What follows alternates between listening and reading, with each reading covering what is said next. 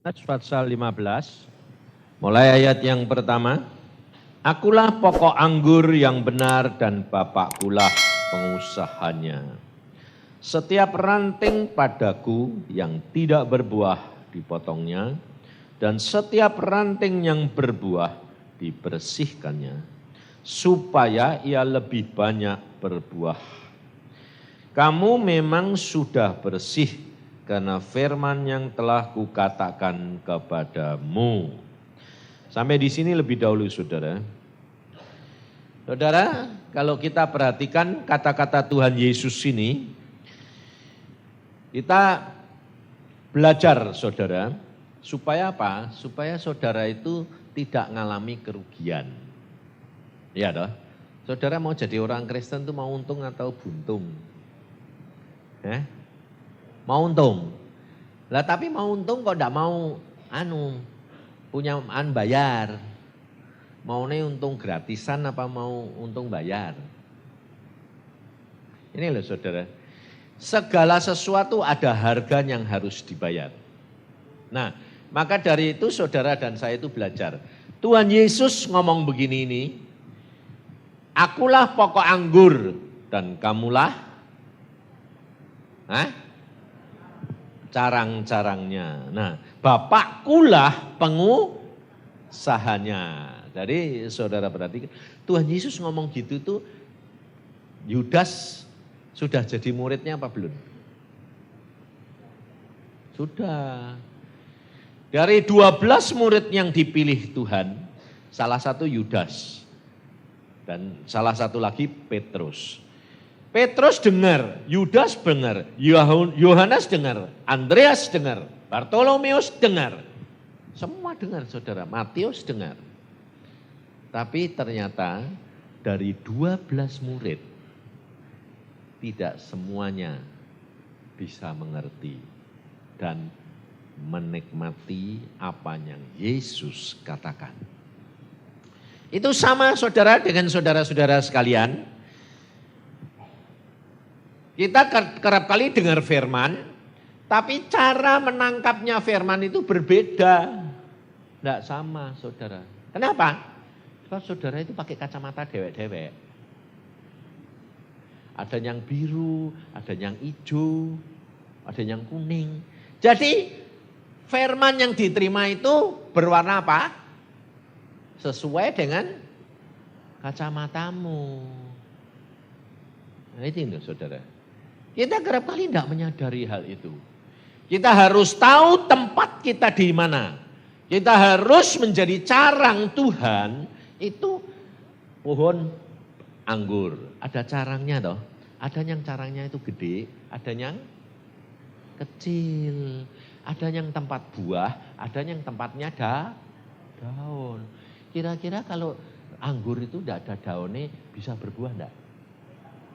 Tidak bisa saudara. Tapi kalau daun tok, carangnya tidak ada yang gede, cuma kecil-kecil gitu, bisa berbuah enggak? Tidak bisa juga saudara.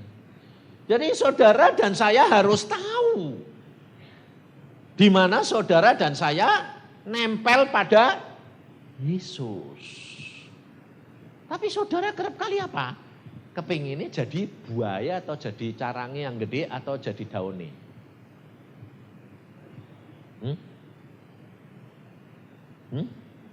Jadi buah. Nah, ngatur lagi sama Tuhan. Baru tak omongin. Kamu tuh harus tahu tempatmu di mana, kamu jadi apa. Lah tak tanyai kok kamu kepingin jadi buah ngatur toh. Lainnya ngatur kamu atau Tuhan? Wih pinter ngomong. Tuhan, tapi ternyata nih aku itu ngatur ini loh. Tidak sadar saudara, tidak sadar. Maka dari itu saudara kita harus belajar benar-benar. Sebab kalau tidak saudara, kamu nanti bisa jadi Petrus, seperti Petrus, bisa seperti Yudas. Kenapa? Saudara dipanggil, saudara dipilih. Sama dengan Yudas, Petrus, tapi belum ditetapkan. Ya toh? Kalau sudah ditetapkan, Yudas tidak bakal hilang. Petrus tidak bakal nyangkal Yesus. Ngerti saudara? Saudara dipanggil, saudara dipilih, tapi belum saudara ditetapkan. Nah, untuk ditetapkan ada proses dan harga yang saudara dan saya harus bayar. Nah ini orang yang pikirnya apa? Aku kan sudah di dalam Yesus, pasti selamat. Kok enak? Apa selamat itu gratisan apa ya? Anugerah diberikan, tapi saudara dan saya harus bayar harganya. Sebab Yesus berkata apa? Kalau engkau mau jadi muridku, pikul salib, sangkal diri tiap hari. Jadi kalau saudara tidak sangkal diri tiap hari dan pikul salib tiap hari dengan Yesus, saudara tidak bisa. Karena Tuhan Yesus berkata apa? Nanti akhir zaman banyak orang berkata, Tuhan, Tuhan. Tapi Tuhan Yesus berkata apa? Aku tidak kenal kamu. Termasuk hamba-hamba Tuhan. Karena apa? Karena di dalam ayat itu berkata, banyak orang berkata, aku mengusir setan dalam nama Yesus. Aku mengajar dalam nama Yesus. Aku membuat mujizat dalam nama Yesus. Tapi Tuhan Yesus berkata, aku tidak kenal kamu. Maka dari itu saudara hati-hati. Kenapa? Karena Tuhan sudah memanggil, Tuhan sudah milih, tapi Tuhan belum menetapkan. Penetapannya itu adalah di akhir hayat saudara dan saya. Maka dari itu kita harus benar-benar pelajari. Di dalam ayat ini Tuhan berkata, aku pokok anggur. Kamu carang-carangnya, bapakku pengusahanya. Jadi ada 3 jalur. Ada Bapak yang maha kuasa yang menetapkan segala-galanya, yang ngatur. Yesus yang menjadi pokok di mana saudara dan saya melekat. Tapi coba belajar lepaskan kacamatamu. Artinya maksud saya itu jangan kacamata yang juga mau lepas kayak nanti gue tidak bisa lihat. Maksud saya cara berpikir konsepmu ini lepas. Kalau kamu ikut Yesus, kalau kamu baca firman. Kenapa? Sebab perkataan Yesus itu tidak sama dengan apa yang kamu pikirkan. Contohnya, Tuhan Yesus berkata, hendaklah kamu sempurna karena Bapakmu sempurna adanya. Ya toh? Nah, untuk jadi sempurna itu langsung kamu percaya Yesus sempurna atau mengalami proses? Mengalami proses dari sedikit sampai jadi kapan sempurnanya? Kalau pas mati. Kalau sebelum mati, siapa yang berani bilang sempurna? Coba, wong kita masih hidup di dalam daging, saya kepingin makan. Saya kepingin ada sesuatu, ya toh? Meskipun kita sudah bisa dilepaskan, bisa saudara. Tapi perhatikan, di dalam tubuh kita tertanam benih-benih dosa.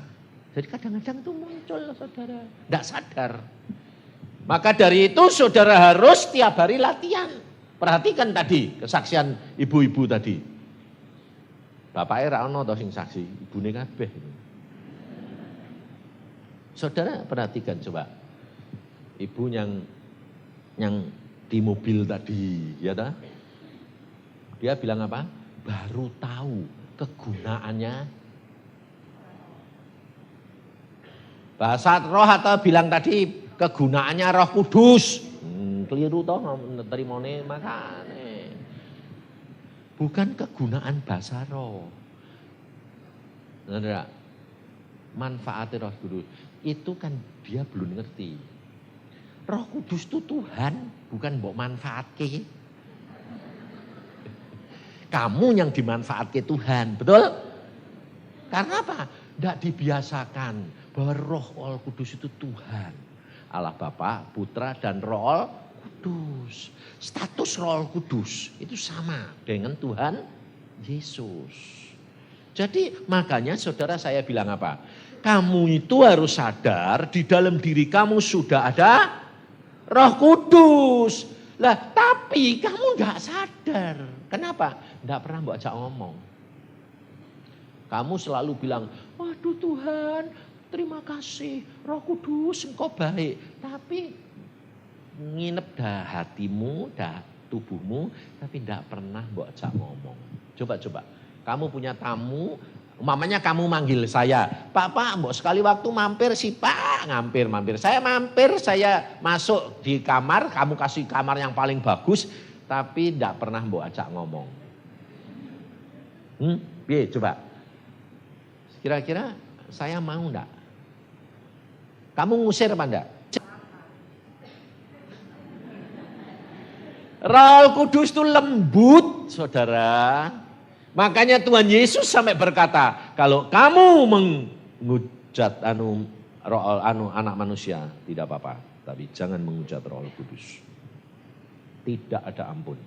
Maka dari itu saudara, saya ajar saudara itu apa?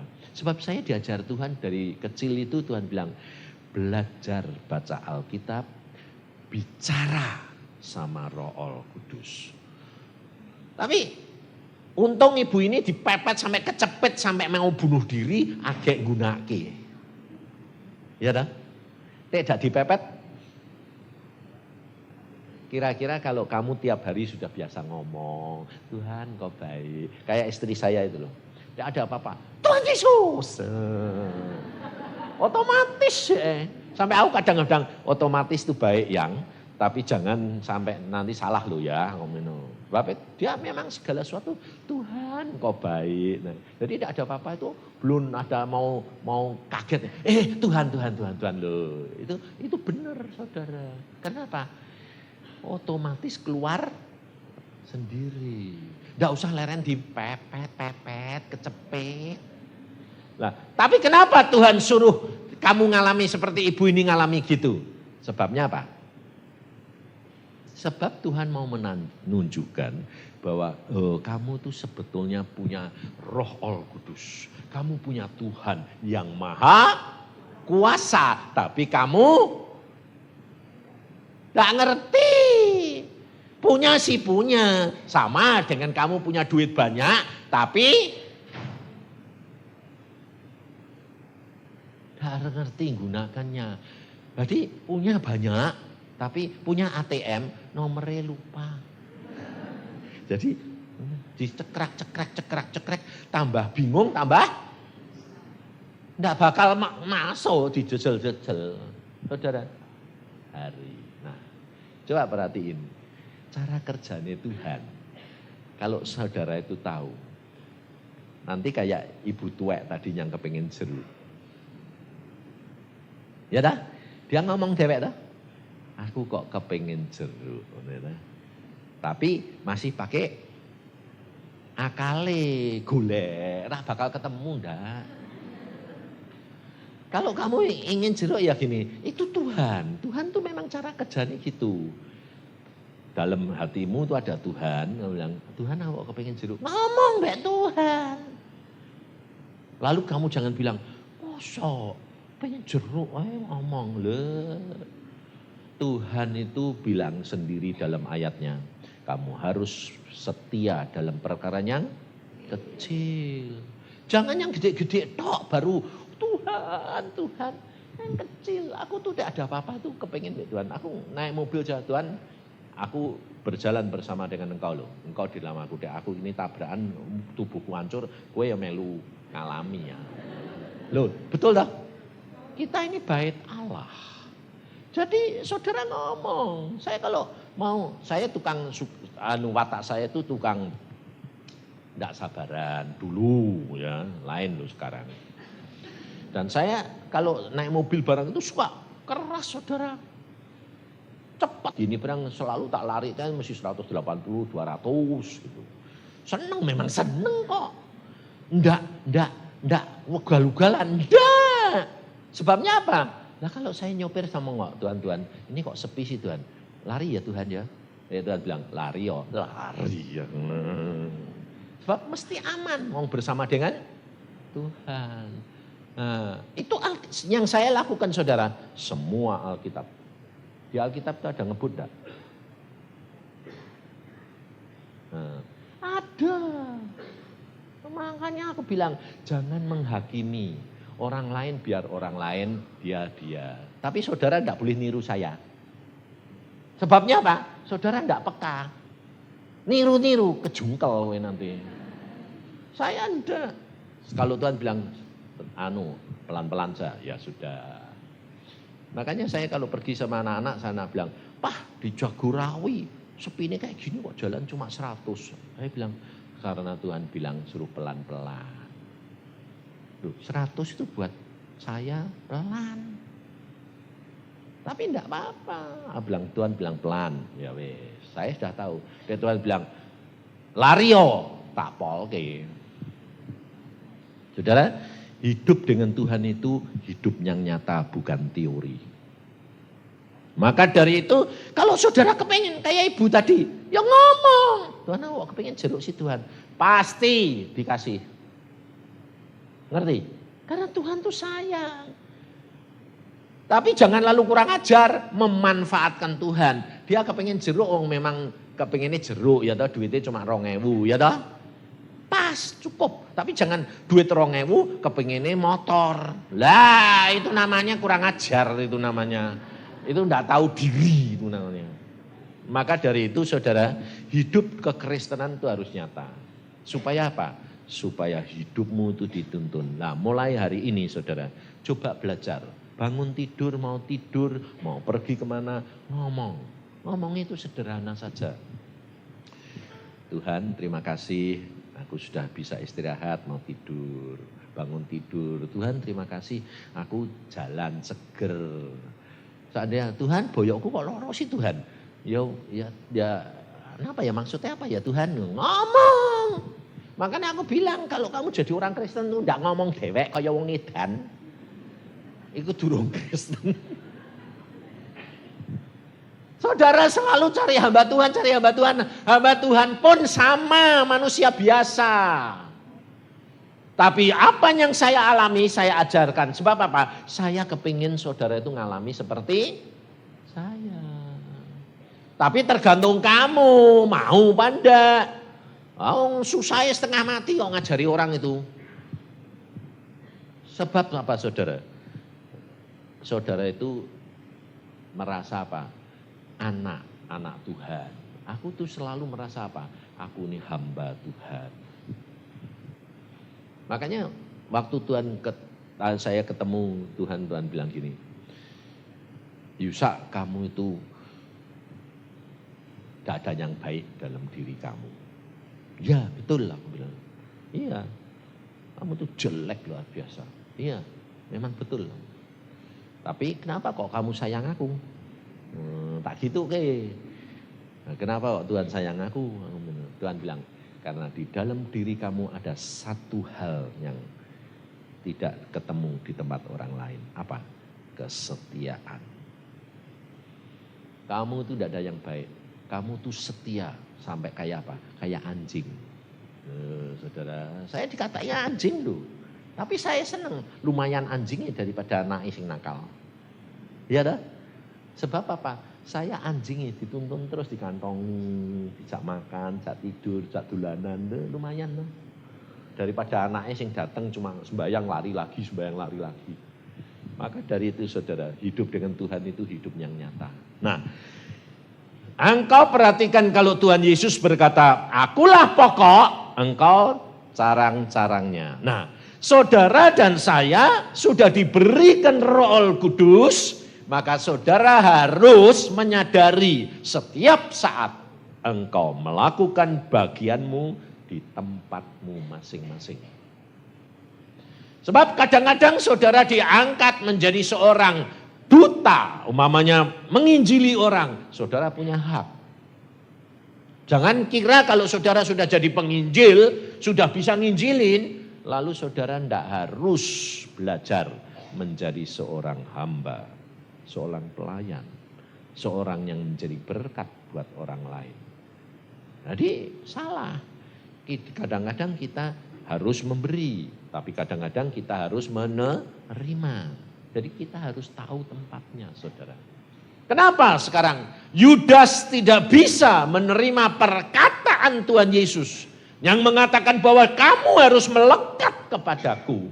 Kenapa, saudara? Konsepnya Yudas tidak pernah dihilangi. Dia konsepnya apa? Dia mata duitan. Yudas, makanya pada waktu Yudas dipanggil oleh Tuhan menjadi murid Tuhan, 12 rasul, Yudas itu dikasih jabatan apa saudara? Bendahara. Karena Tuhan tahu dia itu mata duitan. Orang kalau mata duitan disuruh jadi bendahara pasti teliti. Tapi juga suka korupsi. Nah, Tuhan itu memang begitu cara kerjanya. Jadi kalau saudara punya kelemahan itu malah diberikan jabatan itu. Kenapa? Supaya kamu nanti bisa diubah watak dan perangaimu. Nah, saya itu super mata duitan dulu. Tidak bisa hilang saudara. Tapi akhirnya Tuhan berkata, kamu rela enggak? Dikerat segala kelemahanmu ini. Mau, saya bilang. Nurut aku. Ya, caranya bagaimana? Gini. Kalau kamu punya duit, kamu dapat untung umpamanya. Kamu tidak boleh pakai, Tuhan bilang. Nah, terus bagaimana? Sembayang dulu. Minta izin aku. Tuhan, ini aku dapat untung segini. Ini buat apa? Waduh, aku sing kerja kok. Kok mbok suruh ngasih ke orang? Loh, itu aku yang berhak dalam dirimu toh. Ya, lah kamu mau nurut dah? Ya mau. Ya sudah. Saudara, bukan hal yang gampang. Jadi kalau saya dapat untung berapa? Doa. Tuhan, ini untuk apa? Lah kalau Tuhan bilang kasihkan orang. Gampang apa susah? Ayo, gampang apa susah? Hah? Susah saudara. Kenapa? Karena kita punya konsep sendiri. Aku sing kerja kok. Nah, lalu padahal Tuhan berkata apa? Kalau kamu hambaku, ikut di sini. Ada yang menanam, ada yang menuai, ada yang menyiram, ada yang nuai. Nah ya toh. Nah, sekarang kamu yang kerja toh. Dapat untung loh. Kalau Tuhan bilang berikan, yang ada yang nuai loh. Kamu rela enggak? Nah, susah saudara. Makanya saya bilang apa? Kalau kamu baca firman, jangan pakai konsep. Enggak bakal kamu ngerti. Sehingga akhirnya nanti firman yang apa? Yang enak-enak, yang kamu tangkap, yang cocok dengan pikiranmu, yang kamu cuma tangkap. Makanya pada waktu saya KKR di Bali, saudara. Di gereja, wah, ibu pendetanya itu nanam jambu bangkok, kecil-kecil. Wah, tapi sedang ramun semua, belum dipetiin, belum tua. Nah, pengunjungan bukan anggota gereja. Wong KKR. Jadi datang, bagus ya. Tik.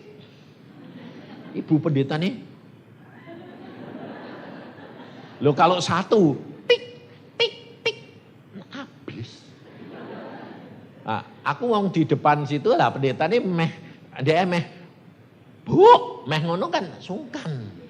Wong ibu pendeta namanya melayani. Tapi dia yang nanam, dia yang nyiram. Sudah tumbuh, dipetii orang. Saudara bisa ketawa? Saudara bisa, amin, terima kasih Tuhan. Saya jadi berkat, bisa? Tidak bisa toh? Nah iya. Lalu ibu itu mau ngomong ditelan ludahi. Nah saya kan lihat, mukanya merah, pucat lagi, merah, pucat lagi. Terus saya bilang, saya deketin. Bu, ngucap syukur. Karena apa? Kamu jadi pelaku firman. Kamu nanam, kamu nyiram, orang lain yang menuai. Lah, saudara ini fakta, betul tak? Tapi saudara kalau engkau nurut Tuhan, itu luar biasa. Ini saya alami saudara. Saya akhirnya dari kecil nurut, ya sudahlah nurut Tuhan. Wah, dari situ saya lihat, wah ternyata Tuhan itu tidak pernah mau utang. Yudas itu bodoh saya bilang. Kenapa? Saya ngalami saudara. Dididik Tuhan, dipepet. Kalau sudah dipepet, habis ludes, beras dadak, apa-apa dadak. Nah kowe. Ya sudah dipepet kayak gitu, piye coba? Nah, terus ada orang datang ngasih berkat saudara. Wah, berkatnya berapa? 1 juta. Waduh, langsung saya terima gini. Pertama kali kan terima kasih Tuhan, puji Tuhan, ya toh. Terus pikirannya piye? Tuhan itu kok baik gitu toh. Terus dikantongi, betul? Salah. Saya sudah dilatih, tapi tetap masih ngalami ujian saudara. Terima kasih Tuhan. Orang yang bilang terima kasih, saya bilang orang itu kok baik, kok bisa ngerti aku tidak punya duit. Nah, habis itu saya sembahyang. Tuhan, karena sudah biasa ini, jadi kalau terima duit mesti sembahyang. Tuhan, ini untuk siapa? Pikiranku, yang mesti ini untuk istriku, ya dong, tak di duit. Ya. Tapi Tuhan ini ngomong, karena kue wis mikir, ora tak kekno kue. Malah aku nih. Sebab Alkitab berkata apa? 1 Korintus 3 ayat 9 bilang apa? Apa yang tidak pernah kamu pikirkan, apa yang tidak pernah timbul dalam hati, apa yang tidak pernah kamu dengar, itu yang disediakan Tuhan bagi orang yang mengasihi Dia. Jadi justru kalau saya sudah mulai kepengin, tidak dikasih ke. Tidak dikasih. Itu Tuhan. Makanya aku bilang apa? Saudara, tidak usah membatasi Tuhan. Rugi, kalah pinter mbak Tuhan. Ini pengalaman di Surabaya. Pelayan dulu tuh, pelayan saya 2 minggu di sini. Setiap habis pulang, khotbah, dapat persembahan, Tuhan bilang, kasih ke. Itu dari hari ke hari suruh ngasih ke orang. Aku sampai bilang, sampai akhir tak hitungi. Tak jumlah. Wih, hari terakhir itu berapa? 1 juta. Seperapat. Aku bilang, itu zaman tahun 8 piro. Loh Tuhan, bukan ngasih ke kabeh habis ludes. Jadi aku nanti ini pulang bawa apa? Tuhan bilang, ya tidak usah mikir toh. Aku kan berhak melakukan apapun yang pada kamu. Ya wes sukamu lah. Apa terjadi saudara? Melayani di tempat yang terakhir, yang justru paling kecil, doone kampung. Persembahannya selawe. 25.000. Nah, aku ya wes. Lalu persembahannya tak terima toh. Terakhir wes itu terus besoknya pulang ya wes aku bilang. Tuhan bilang apa? Kantongi. Nah iya Tuhan, tek cilik mbok kena aku. Sing mbok kon bagi-bagino sakmono akeh ora nganggo aku. Piye tah Tuhan? Nurut. Ya wes lah, tak kantongi toh. Lumayan selawe ya. Saudara tahu, saya sudah naik mobil mau pergi, Pak Sam sing nyopir. Ada seorang perempuan lari-lari. Pak, maaf Pak, ketinggalan. Ya amplop kecil juga, pluk. Nah, aku meni, oh terima kasih. Buat siapa? Buat Pak Yusa. Ya wes. Aku ya tanya, wes ora tak lihat lagi, wong cilik kok. Tuhan ini nggo sapa meneh? Aku menu. Dadi nggo sapa meneh leh? Nggo sapa meneh? Lah iku bagianmu. Nah, ya wis tak kantongi ora tak liya. Tek cilik aku meneh.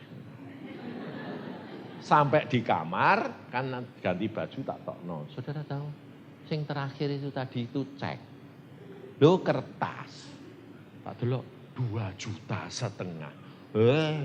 Aku muni, ya kowe ora gelem kekno wong, Tuhan bilang, ya gelem. Saudara, cara Tuhan itu kalau menguji, Itu Tuhan itu lain dengan saudara dan saya. Cara berpikir Tuhan itu bukan cara berpikir saudara. Tapi kalau saudara belajar hari demi hari berjalan bersama dengan Tuhan, semua kelemahanmu akhirnya dilepaskan, digantikan dengan watak dan perangainya Yesus. Tuhanmu itu tidak pernah utang, saudara. Tuhan itu luar biasa. Selalu Tuhan itu membuat perkara-perkara yang ajaib. Hanya pikiranmu harus dilepaskan. Belajar berbicara sama Tuhan dalam segala perkara. Langkah demi langkah. Waktu saya ke Israel, saudara. Saya sama istri, sama si Im, sama si Sam ikut enggak ya pada waktu itu? Enggak ikut. Nah, sana. Kita hawanya kan panas, saudara. Lalu panas sih kok kayak gini lah. Si Im itu pakai kacamata. Tapi karena kepanasan dipasangin kacamata hitam, saudara. Tempelin gitu. Waktu mengunjungi sumurnya Hizkia, yang dalamnya itu kira-kira 85 meter. Dan turun tangga, masuk gelap, saudara. Sudah diperingatkan di luar. Harap kacamata hitam dicopot. Sebab di dalam itu gelap.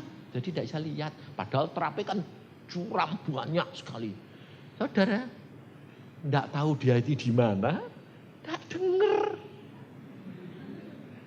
Atau dia datangnya telat. Jadi masuk sana saudara tambah lama kan tambah gelap.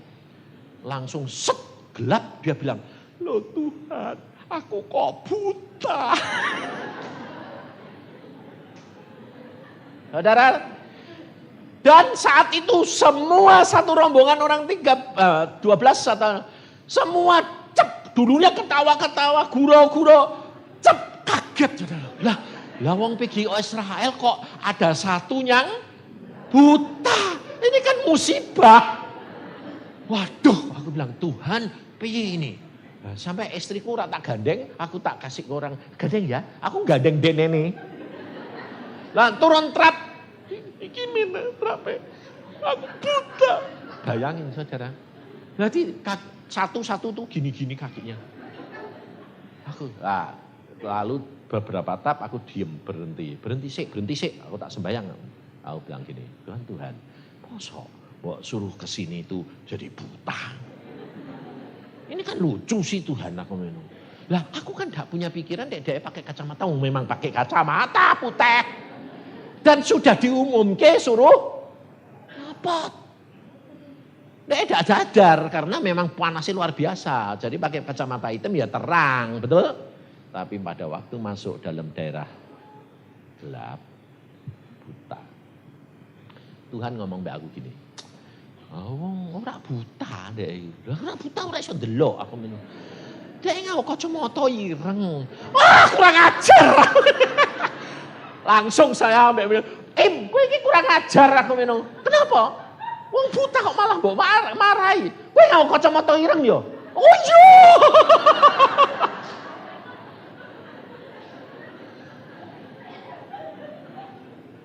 Saudara, itu tidak ngalami kenyataan. Dek aku itu bisa ngomong mbek Tuhan. Ya ora mungkin toh.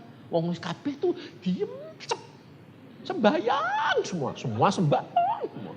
Gak ada suara sampai turun. Tuhan, sembahyang tapi diem-diem sedih, Pak. Lah aku ya melu sembahyang, aku kon nuntun 85 terap lah, Dek, nuntun Dek nenek gede tiba mateng glundung loro-loro mati. Saudara, saya cuma tanya, Tuhan ini piye? Tuhan ngomongnya lucu dak? Ora buta. Lah ora buta nyatane, kacamata ireng. Habis itu dicopot, dia bilang, oh iya. Kabeh gembira lagi loh. Ini hidup kekristenan saudara. Sebetulnya saudara, kalau kamu pakai konsep dewek, nanti satu saat kalau kamu masuk di dalam tempat yang gelap, pencobaan, saudara akan menjadi apa? Buta. Nah, makanya itu saudara perhatikan. Engkau harus berjalan hari demi hari. Kayak ibu tadi loh. Dijambret. Yesus. Ya toh? Nah, orang kabur dewek toh. Karena Yesus itu yang maha kuasa. Namaku. Yesus berkata. Sebab apa? Sebab Tuhan Yesus sudah berkata di dalam ayat yang keempat. Tinggallah di dalam aku. Loh saudara. Tinggallah di dalam aku. Jadi kalau saudara tinggal di dalam Yesus. Itu akrab enggak? Akrab. Saudara bergaul. Akrab. Tinggallah di dalam aku. Jadi kamu akrab sama Yesus. Nah sekarang Yesus diwakili siapa? Roh Kudus. Jadi tinggal akrab saudara. Ngoceo sama Roh Kudus. Apa wae? Ceritake. Ngobrol. Jadi jangan resmi-resminan. Mesti masuk kamar, sembayang, sikat gigi sik. Saudara, kali saya sampai kadang-kadang ketawa. Ada pendeta bilang, kalau ngadep Tuhan itu sikat gigi sik, mandi sik. Aku bilang, loh. Aku bilang sama Tuhan, Tuhan, ini kok pendeta itu kok mbak Anu? Karena dia tidak ngerti. Jadi pikirannya masih pikiran secara manusia biasa. Loh Tuhan itu di dalam sini, dalam hatimu. Ya toh? Di dalam kamu toh? Dalam kamu ini lebih bersih atau lebih kotor?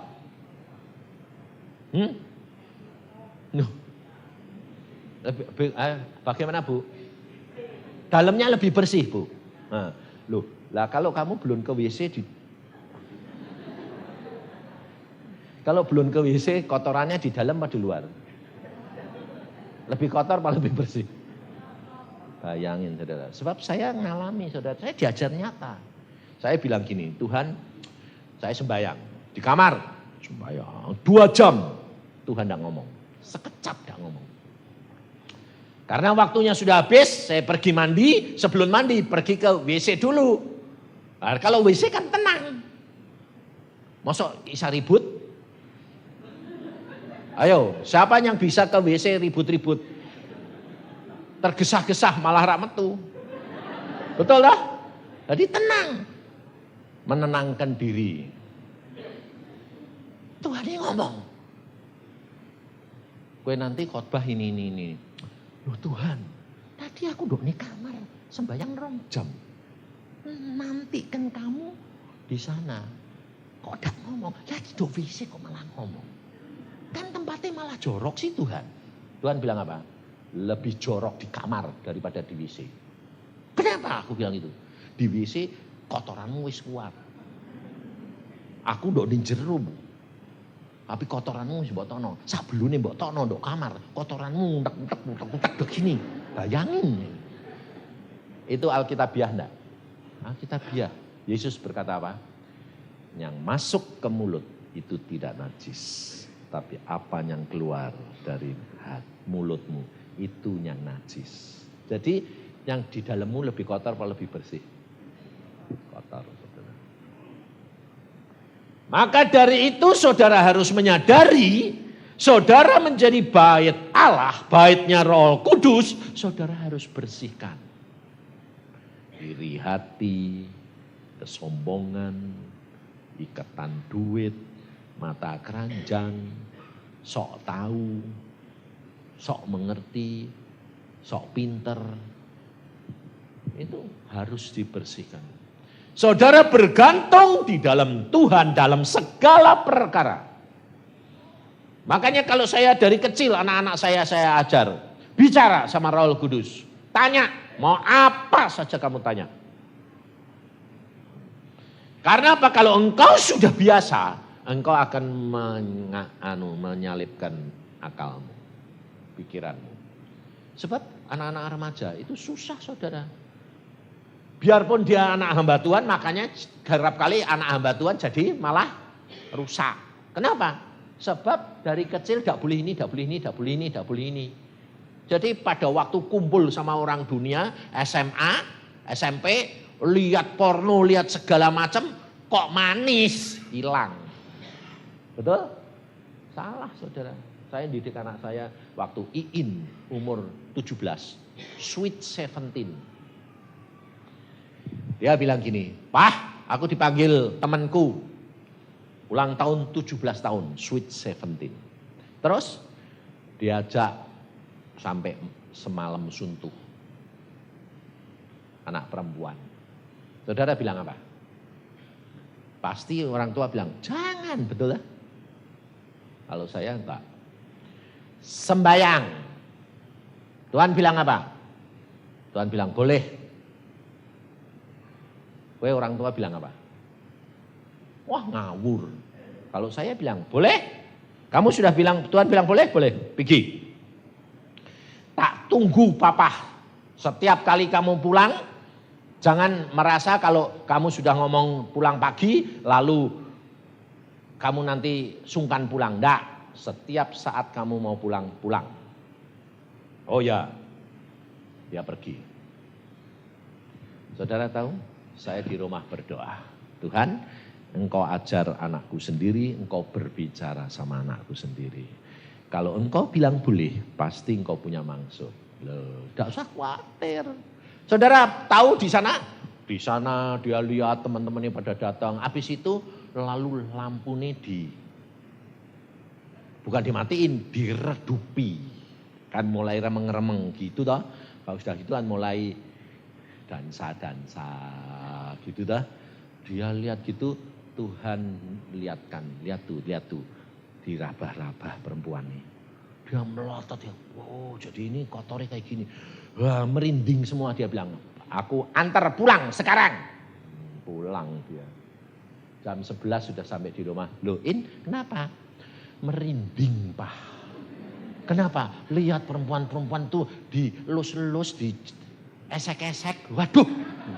Nah, saudara, Tuhan sendiri toh. Sejak itu dia tidak pernah mau pergi malam. Kalau saya yang larang, saudara tahu, tidak akan bisa, saudara. Maka dari itu, belajar dari kecil supaya anak-anakmu hidup bersama dengan Tuhan. Kita kerap kali membatasi, pakai ini, pakai itu. Tidak bisa, saudara. Ini sudah masanya, saudara, sudah waktunya sudah sangat dekat kedatangan Tuhan. Saudara harus belajar menyalibkan, menyangkal diri untuk pikul salib. Dan saudara berjalan di dalam Yesus. Karena firman Tuhan berkata, "Tinggallah di dalam aku dan aku di dalam kamu." Yang dikatakan oleh Tuhan, engkau tinggal di dalam aku, berarti engkau sangkal diri, ngalah terus dan mendahulukan aku. Tapi aku di dalam kamu, yang dikatakan yang aku di dalam kamu, ini adalah firman. Sebab Yesus pertama kali di dalam kamu, tapi harus lama-lama Yesusnya yang besar, kamu yang di dalam Yesus. Maka dari itu dikatakan di dalam ayat yang selanjutnya, sebab sama seperti ranting tidak dapat berbuah dari dirinya sendiri kalau ia tidak tinggal pada pokok anggur. Demikian juga kamu tidak berbuah jikalau kamu tidak tinggal di dalam aku. Akulah pokok anggur dan kamulah ranting-rantingnya. Barang siapa tinggal di dalam aku dan aku di dalam dia, ia berbuah banyak. Sebab di luar aku kamu tidak dapat berbuat apa-apa. Barang siapa tidak tinggal di dalam aku, ia dibuang keluar seperti ranting yang menjadi kering. Kemudian dikumpulkan orang dan dicampakkan ke dalam api lalu dibakar. Jikalau kamu tinggal di dalam aku dan firmanku tinggal di dalam kamu, mintalah apa saja yang kamu kehendaki dan kamu akan menerimanya. Dalam hal inilah Bapakku dipermuliakan, yaitu jika kamu berbuah banyak. Dan dengan demikian kamu adalah murid-muridku. Yang dikatakan berbuah banyak, ini bukan jiwa. Tapi ini adalah buah-buah roh. perubahan karakter di dalam diri saudara dan saya. Yang dulunya iri hati, tidak. Jadi kalau saudara iri hati bagaimana? Kalau orang itu diberkati, saudara kerap kali bilang apa? Wong jahat gitu kok diberkati, betul enggak? Nah itu iri hati. Salah satu. Saudara harus berkata apa? Wah puji Tuhan orang itu diberkati. Sebab dengan cara begitu saudara menjadi apa?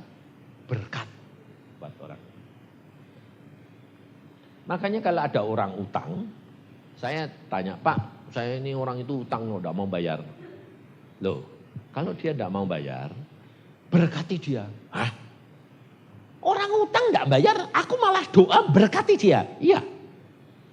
Lah kok aneh? Itu Alkitab. Itu prinsip Alkitab.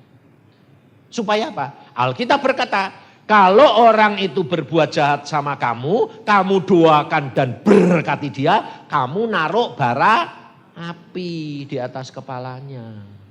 Jadi dia neneng kelabaan dewek, bayar. Oh gitu Pak, iya. Kalau orang yang utang itu kamu berkati, dia nanti berkati banyak, dia bingung, dia eling ngutangnya mbek kowe. Bayar. Dan ini dibuktikan saudara. Ada yang sudah 10 tahun lupa, tidak mau bayar. Berkati setiap hari setelah bertobat, berkati. Telepon dari Medan, sudah pindah keluar kota ke Medan, telepon. Maaf ya Pak, jadi tidak usah kamu bela diri. Kalau orang maki-maki kamu karena salah ngerti, berkati. Makanya saya itu dulu kesinggungan loh saudara, tanya istri saya. Saya itu diktator orangnya sama di rumah tangga. Saya itu galak, disiplin, kesinggungan. Tapi sekarang saudara tahu, dikatain apa ya biarin, santai. Sekarang saya santai saudara. Kenapa? Sudah mengenal akan firman. Dan mengerti dan melakukan luar biasa Allah. Kalau sama Tuhan itu cuma ngomong loh, ngomong saudara. Tidak sampai ribut sembahyang bergumul. Waduh aku gumulkan. Kalau kamu bergumul itu tandanya kamu kurang percaya. Tuhan berkata apa? Kalau kamu berdoa, kamu harus percaya bahwa doamu sudah diterima Tuhan. Dan dia akan melakukan. Bukan berarti terus sembahyang sebentar, selesai bar. Enggak. Sembahyang yang sungguh-sungguh saudara harus bisa tahu gini. Kalau kamu berdoa, doa bisa di mulut, bisa di pikiran, bisa di hati. Nah, kalau kamu itu mendoakan sesuatu, kalau mendoakan orang umpamanya ya, doain orang, terus saudara itu bisa mendoakan sampai saudara itu seperti yang mengalami orang itu pasti jadi. Karena apa? Karena kamu mendoakan orang, tapi rasanya kamu jadi orang itu. Nah itu jiwa, roh sama dagingmu nyatu. Nah Alkitab berkata apa? Jikalau 2 orang bersatu, minta apa saja pasti dapat.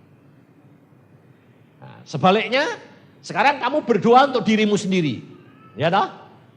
Lebih kepengen dirinya sendiri toh daripada doain orang lain toh? Nah, kalau saudara berdoa untuk dirimu sendiri, kalau kamu mau bergumul, ya doa. Itu sampai engkau merasa tidak di sini toh, tapi sampai di hati nanti ada rasa damai sejahtera dan mantap gitu loh. Nah itu tandanya Tuhan bilang oke. Enak toh? Tapi sebetulnya yang paling enak itu hari demi hari bergaul dengan Tuhan. Ada apa-apa ngomong santai. Tuhan ini kok gini. Itu loh Tuhan anakku gini butuh ini. Itu. Jadi kamu sudah bergaul tiap hari menghadapi kesulitan kecil Makanya ibu tadi kan lihat toh, mosok iki Cina, mosok iki Cina. Sebab itu Alkitabiah. Di dalam Lukas 24, Tuhan Yesus nemuin 2 muridnya di Emmaus. Di situ dikatakan apa? Yesus menampakkan kepada muridnya dengan rupa yang lain. Biarpun Yesus, tapi orang lain tidak lihat Yesus. Biarpun kamu turunan Cina, tidak bakal dilihat Cina. Yesus bisa tidak ngasih kacamata hitam be orang itu? Loh ireng, ngono ta. Mata sipit lho ombo, dikai ngene wae gampang. Bagi Tuhan tidak ada masalah, Saudara. Aku ngalami, Saudara, berkali-kali. Mau dipotong kepalaku. Dipotong loh, Saudara. Jangan kira-kira waktu saya di Irian itu, Republik potong, Republik potong. Itu saya lihat sendiri loh. Orang di pasar dipancung gitu, tel, geludung. Aku bilang loh, itu siapa yang mau bunuh? Mantuku.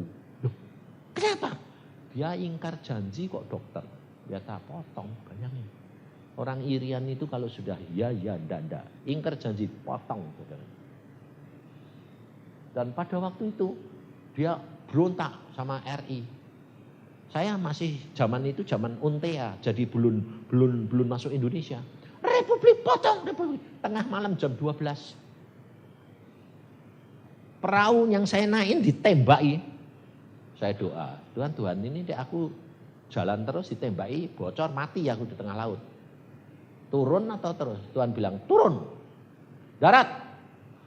Anak buah saya orang Irian bilang, dokter, kalau kita turun mati. Potong dokter. Kita orang Republik. Aku bilang, kamu punya Tuhan enggak? Ya Tuhan punya. Tapi dalam hal ini daging potong dokter. Aku bilang, les kamu punya kuasa enggak? Wah, enggak ngalami dokter. Sekarang alami. Turun. Tapi nanti saya turun dipotong dokter. Kamu punya keluarga, saya ya punya keluarga. Saya bilang, kalau saya mati, kamu mati ya biasa toh aku minum. Lumayan aku minum. Ya sudah, takut ya. Terus saya turun. Saudara tahu, orang Irian pakai obor, pakai parang. Republik potong, Republik potong. Bayangin saudara, saya tenang. Saya bilang, potong, gampang potong. Aku bilang itu.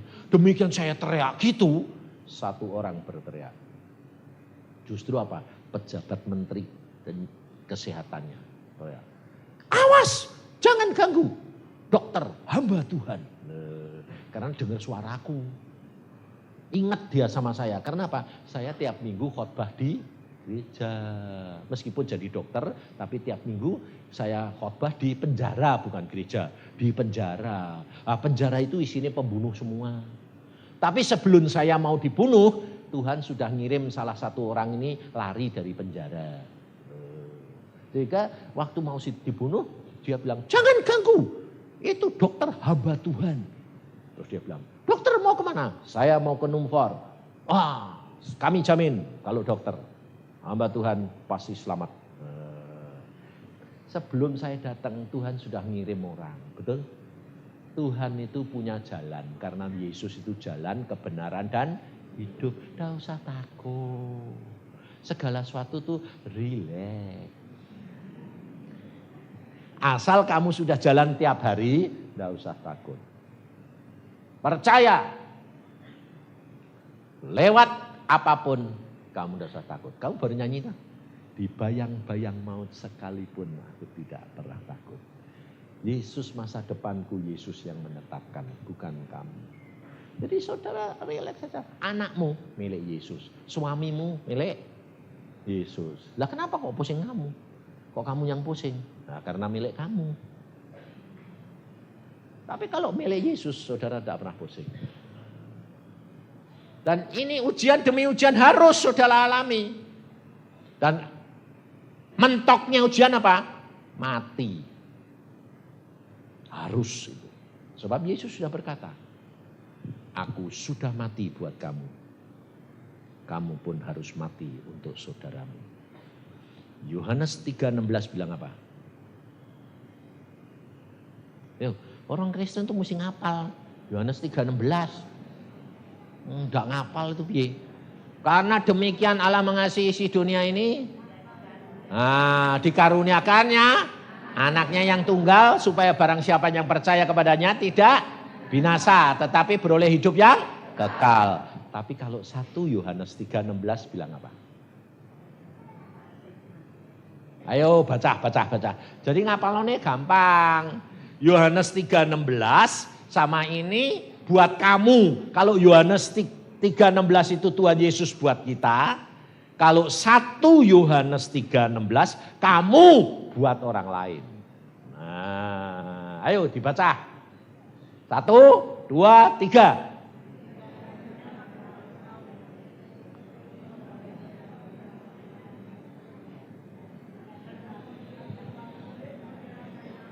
Iya. Jadi kalau Tuhan Yesus kasihnya sudah dinyatakan dan dia mati untuk kita, kamu harus wajib.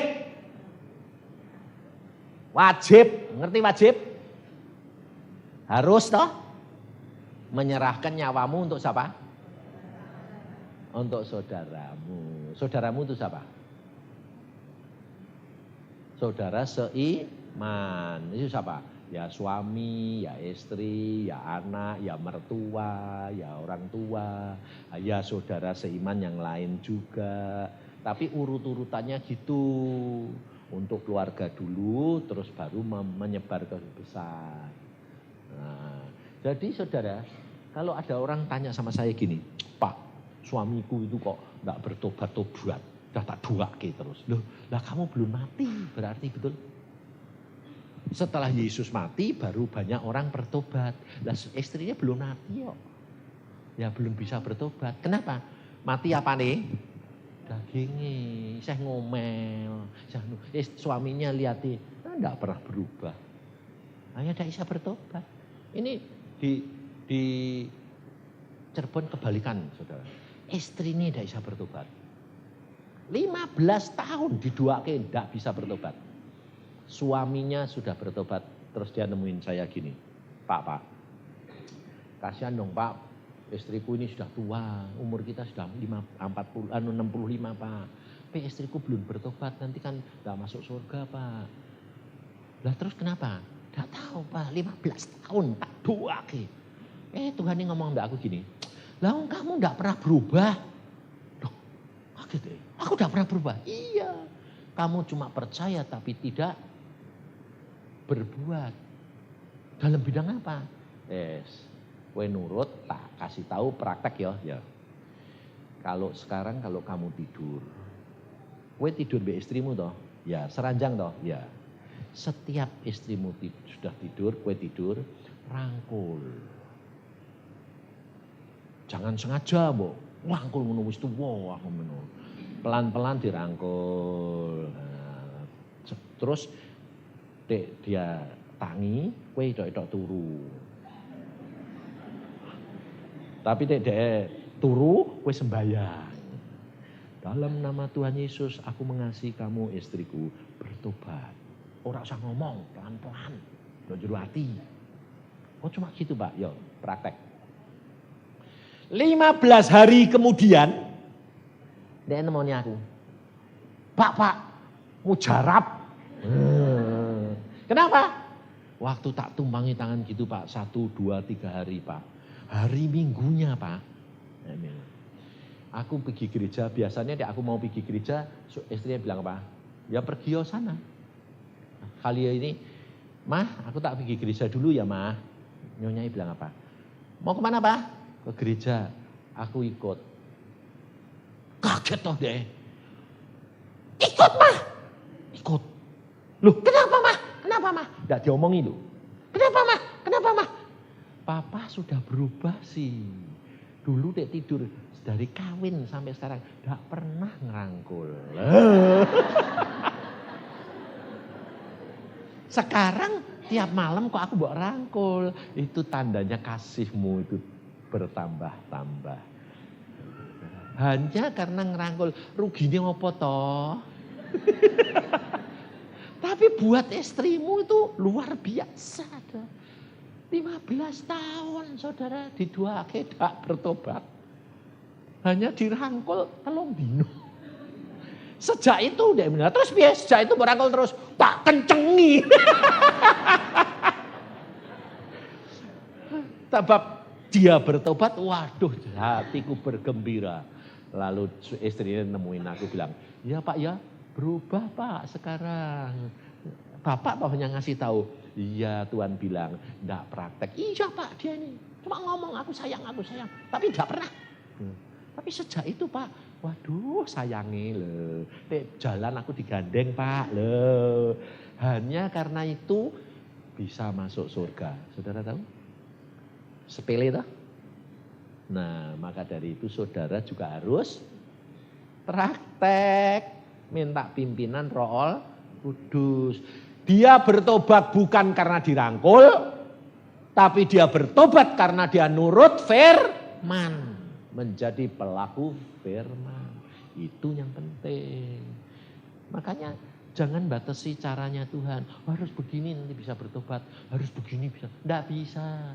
Roh Kudus yang tahu. Nah, siapa yang tahu kunci ini? Mak ini cuma hanya dirangkul. Roh Kudus yang tahu.